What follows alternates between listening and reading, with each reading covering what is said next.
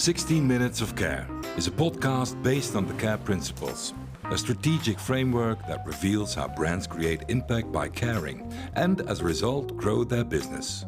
In each episode, Isabel welcomes a company executive who explains how care has helped their business grow successfully and sustainably. Group NAO is an agency of curious people who work with change in tourism, in culture, urban and community development. They are based in Copenhagen, but their clients are everywhere in the world. I'm very happy to have one of the co-founders, Rømer Hansen, here in 16 Minutes of Care. Welcome, happy to be here. Peter. Thank you. Let's talk a little bit. You're Danish, right? I'm Danish. I came here specifically because I want to learn from the Scandinavian people. Finland is the world's happiest country for the 6th year in a row. And the second country is Denmark. There's this world happiness ranking. Belgium is only the 17th spot. What is happening in the Nordics that all of you are so happy, or most of you are so happy? I think that's a long discussion. It could be climate change, warming up, more summer, I don't know. But basically, I think it's just essentially, I think it's security in life, social security, and democratic freedom. I'd like to think that is the explanation why Danes are comparatively happy people. So the state takes good care of its people. Yes, you could say it like that. Very much so. Yeah. It's a well-balanced there's life. a big level of trust with many people.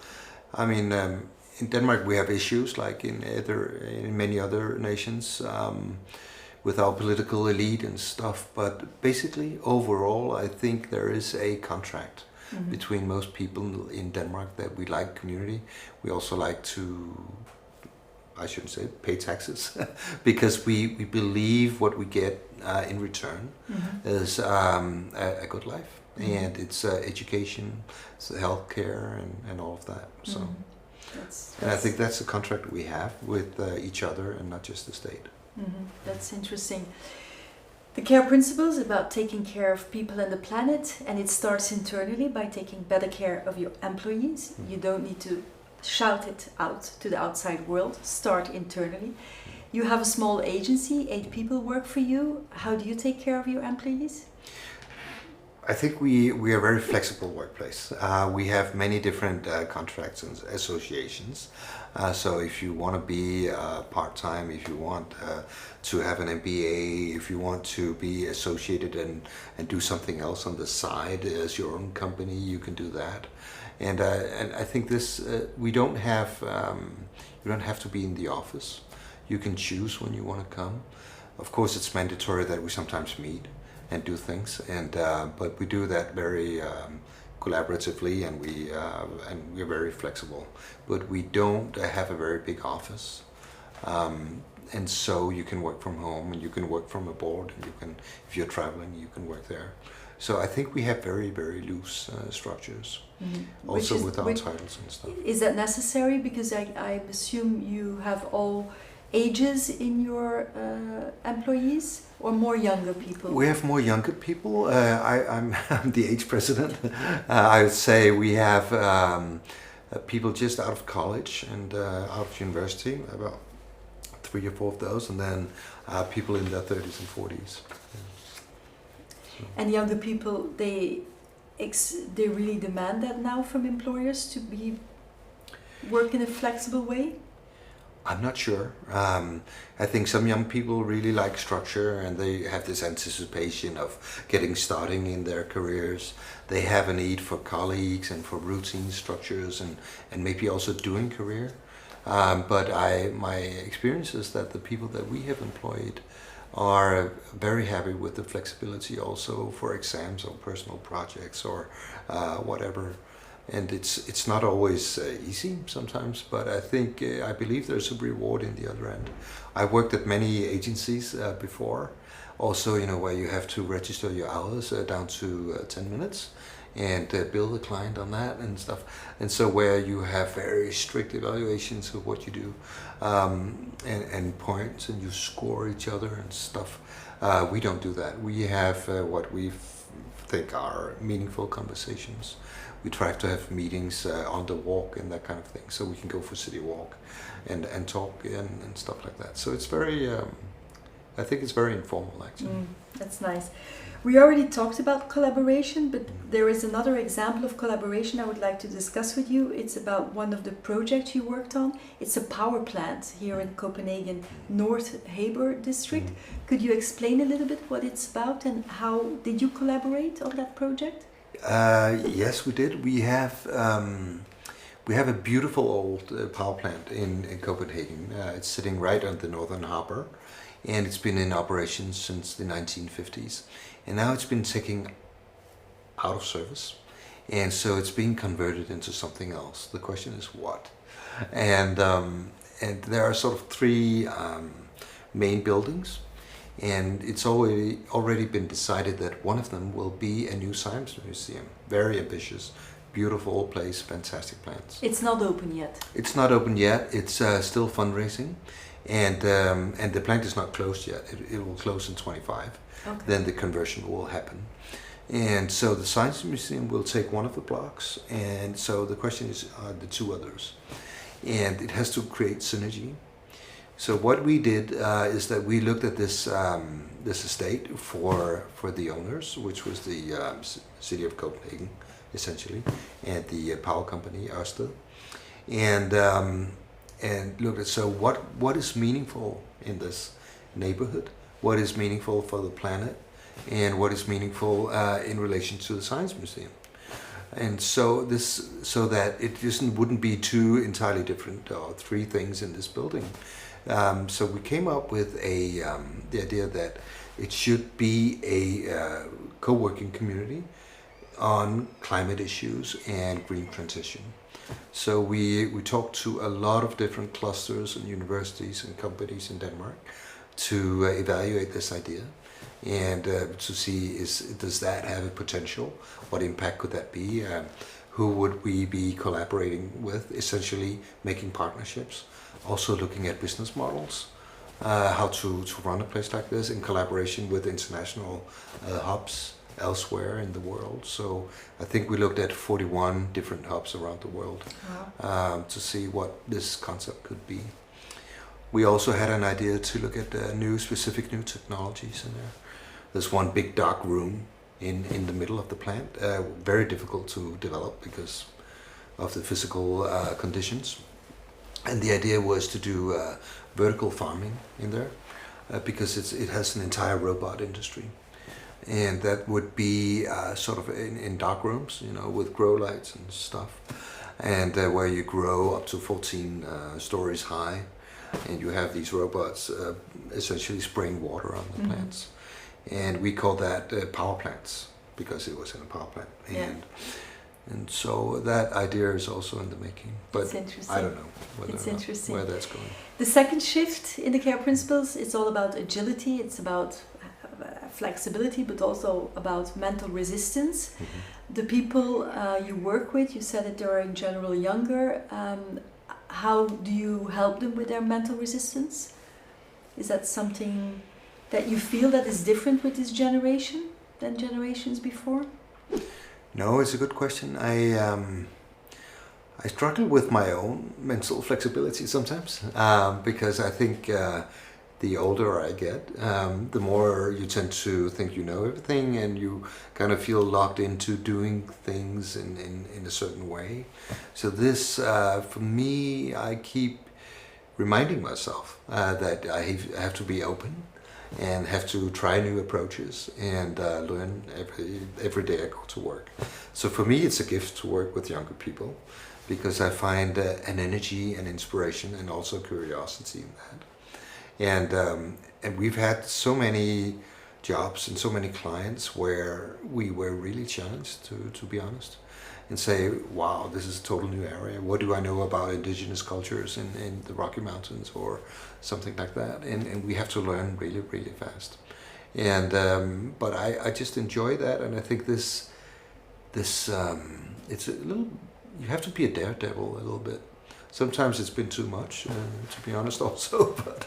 But I think that as a company, we have that culture that we really want to take on things, and I think and try to think bigger, bolder, but also look for new ways of doing things, finding inspiration from other sectors and other methodologies, and I think specifically I like to work with anthropologists actually, because I find that they have these optics on the world, because they are constantly trained. They're trained to look for meaning and connections, and and the way they frame that, talk about it, and interpret the world. I love that, and I think they have fantastic view on things, very analytical and sometimes very soft, but very meaningful to us. Yeah, that's true. The R of care stands for reliability. I would like to talk with you because you work a lot in innovation, the impact of, for instance, artificial intelligence on our industries. How do you see that? And there's a lot of fake news today, but also any text or any picture or anything can be created today by computers. How do you see the evolution of that, and how do you think it will impact our industry? Like everyone else, I'm totally amazed with the recent sort of evolution of what we've seen. I've also become a user in many ways, and I keep learning, and I'm still amazed, what it can do. I try to adopt it in my work, and we talk a lot about it at our company.